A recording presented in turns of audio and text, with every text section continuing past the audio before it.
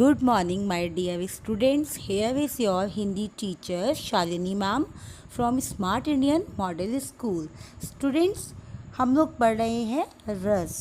हिंदी व्याकरण में आपको 11 रस पढ़ाए जाएंगे, जिनमें से आज मैं आपको पढ़ा रही हूँ शांत रस। तो बच्चों, शांत रस का स्थायी भाव निर्वेद यानी कि उदासीनता होता है। इस रस में तत्व ज्ञान की प्राप्ति अथवा संसार से वैराग्य होने पर परमात्मा के वास्तविक रूप का ज्ञान होने पर जो मन को शांति मिलती है उसे शांत रस कहते हैं, या ये कह सकते हैं कि उसी से ही शांत रस की उत्पत्ति होती है। यहाँ पर एक उदाहरण है, जब मैं था तब हरि नाही, अब हरि है मैं नाही, सब अंधियारा मिट गया जब दीपक देखा माही। तो बच्चों, यहाँ पे ये कहा जा रहा है कि मैं मतलब अहंकार, जब मुझ में अहंकार था तब हरि मतलब भगवान नहीं थे, और अब भगवान है तो मैं नहीं है मतलब अंधकार नहीं है, सॉरी इसको कह सकते हैं अहंकार नहीं है। नेक्स्ट है बच्चों विवस्य रस। इसका स्थायी भाव जुगुप्सा होता है। घृणित वस्तुओं, घृणित चीज़ों या घृणित व्यक्ति को देखकर या उसके विषय में विचार करके या उसके संबंध में सुनकर मन में उत्पन्न होने वाली घृणा या जुगुप्सा को से ही भीभत्स्य रस की उत्पत्ति होती है। इसका मेन अर्थ यही है, घृणा होना, घिन आना। तो बच्चों उदाहरण देखते हैं।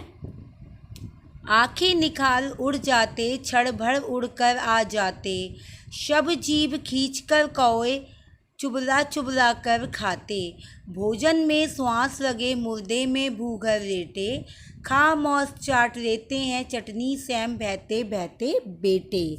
यहाँ पे एक मुर्दे को कौए खींच खींच के खा रहे हैं, तो कितना घृणा का विषय है। मतलब अगर ये सीन हम लोग भी देखेंगे ना तो हमारे मन में एक घृणा की उत्पत्ति होगी, जुगुप्सा। तो ये है बच्चों विवस्य रस यानी कि घृणा उत्पन्न होना। नेक्स्ट है बच्चों भयानक रस। जैसे कि इसका नाम है वैसे ही ये है, जब हमें किसी भी चीज़ को देखकर उसके रूप को, रंग को, उसकी बातें सुनकर भयानकता का आभास होता है, तब भयानक रस की उत्पत्ति होती है। जैसे आप कोई अचानक से कोई विकराल रूप देख लेते हैं तो आपको डर लगता है, तो इसका स्थायी भाव है बच्चों भय। तो भयानक रस का उदाहरण देख लेते हैं। एक ओर अजगरही रखी एक ओर मृगराए, बिकल बटोही बीच ही पर्यो मूर्छो खाए। तो यहाँ पे बच्चों एक मुसाफिर है जिसके मन में भय की स्थिति उत्पन्न हुई है।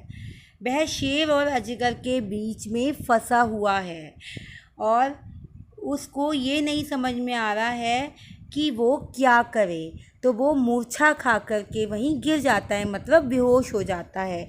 जब हम भी कुछ इस टाइप की चीज़ देख लेते हैं ना या सुन लेते हैं तो हमारे मन में भी एक भयानकता का आभास होता है, उत्पत्ति होती है, भय उत्पन्न होता है। तो ये होता है भयानक रस।